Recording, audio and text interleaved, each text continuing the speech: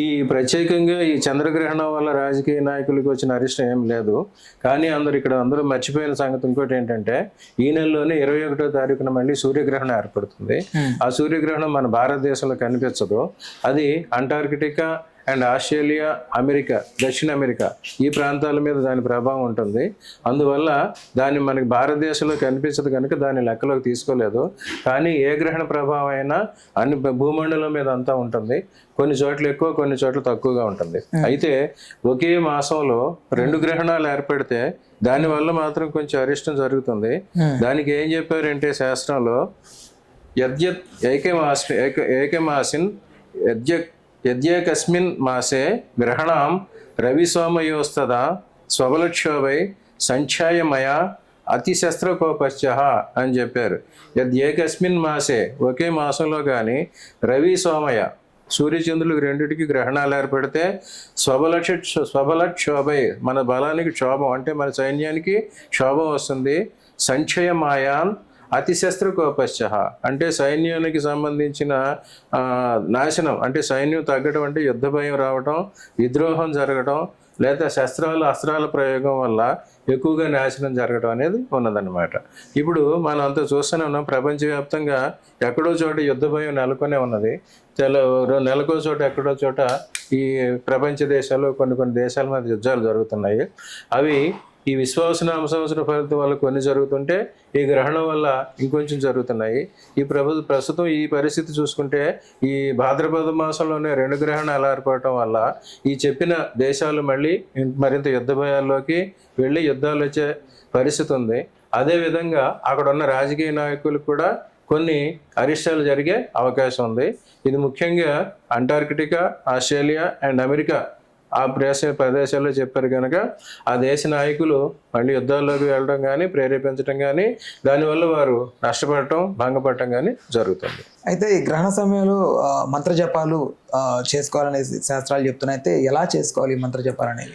ఈ గ్రహణాలకు అందరికీ చెప్పిన పూర్వకాలం నుంచి చెప్పింది ఏంటంటే స్పర్శకాలం, మోక్షకాలం, మధ్యలో గ్రహణ కాలం. ఈ సమయంలో ఏం చేయాలని చెప్పారంటే స్పర్శకాలంలో స్నానం చేయాలి, మళ్ళీ మోక్షంలో స్నానం చేయాలి. మధ్యలో మాత్రం ఈ జపాలు, దానాలు ఎవరైతే పితృదేవతలకు శ్రాద్ధ కర్మలు చేయాలో శ్రాద్ధ కర్మలు చేయాలి అని చెప్పారనమాట.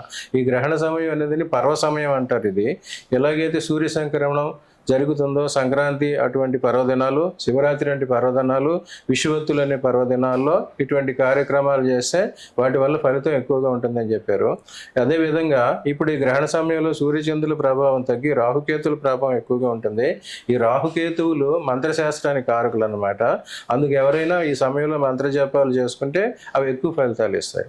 దీనికి ఇంకొక సూక్ష్మం కూడా ఏంటంటే, ఇదివరకు వారికి కొన్ని వర్ణాల వారు మంత్రాన్ని తీసుకునేవారు, ఆ వేదాధ్యయనం చేసేవారు. ఆ వేదాల్లో ఒక్కొక్కరికి ఒక్కొక్క శాఖ వారికి ప్రత్యేకంగా ఉండేది.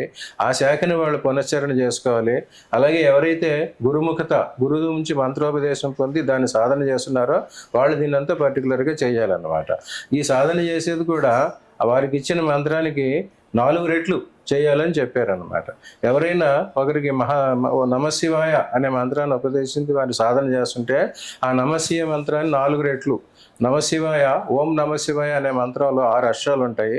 దానికి రెట్లు అంటే 6 4 24. ఆ 24కి అక్షర లక్షలు చేయాలి. ఒక్కొక్క అక్షరం 1,00,000 సార్లు అంటే 24 లక్షల సార్లు ఆ మంత్రాన్ని జపించాలి.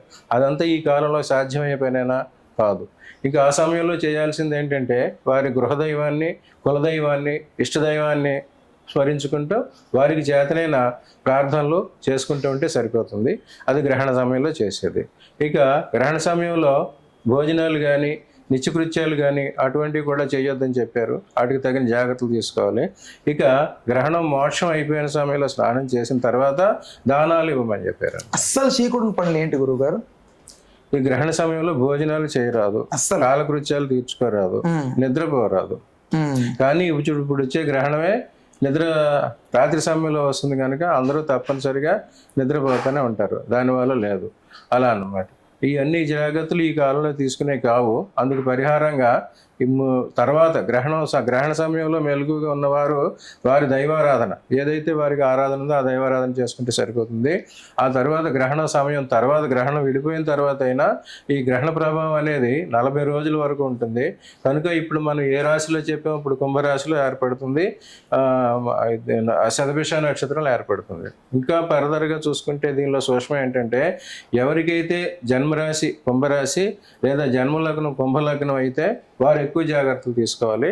అదే సమయంలో వారికి చంద్రదశ నడుస్తుంటే ఆ చంద్రుడు వారికి అనుకూలం అయితే ఆ చంద్రుడి ప్రభావం తగ్గి వారికి వ్యతిరేకం వస్తుంది. ఆ చంద్రుడు వారి జన్మజాతకం ప్రకారం వ్యతిరేకం అయితే మాత్రం ఆ వ్యతిరేక ఫలితాలు తగ్గి వారికి మంచి జరుగుతుంది అనమాట. ఈ రకంగా ఎవరిదైతే కుంభరాశి కానీ కుంభ లగ్నం కానీ అయ్యండి, శతభిష నక్షత్రం అయ్యండి, వారికి ప్రస్తుతం చంద్రదశ నడుస్తూ ఉంటే చంద్రదశ కూడా వారికి అనుకూలం అయితే వ్యతిరేక పరిణామాలు వస్తాయి, ప్రతికూలం అయితే అనుకూల పరిణామాలు వస్తాయి. అందుకు దానికి తగిన జాగ్రత్తలు తీసుకోవాలి.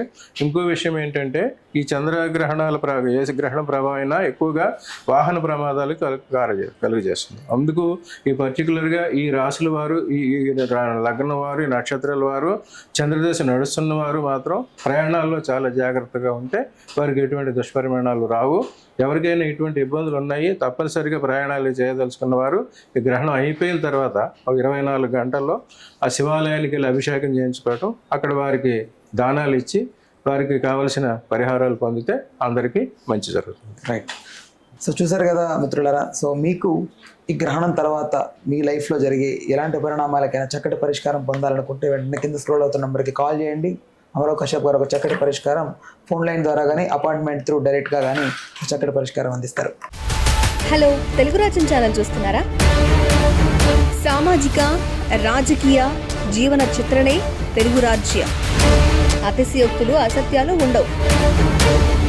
రాజకీయ కోణం కాదు, ప్రజా కోణమే కొలబద్ద. తెలుగు రాజ్యం వీక్షణ మీ ఉత్తమ అభిరుచికి నిదర్శనం.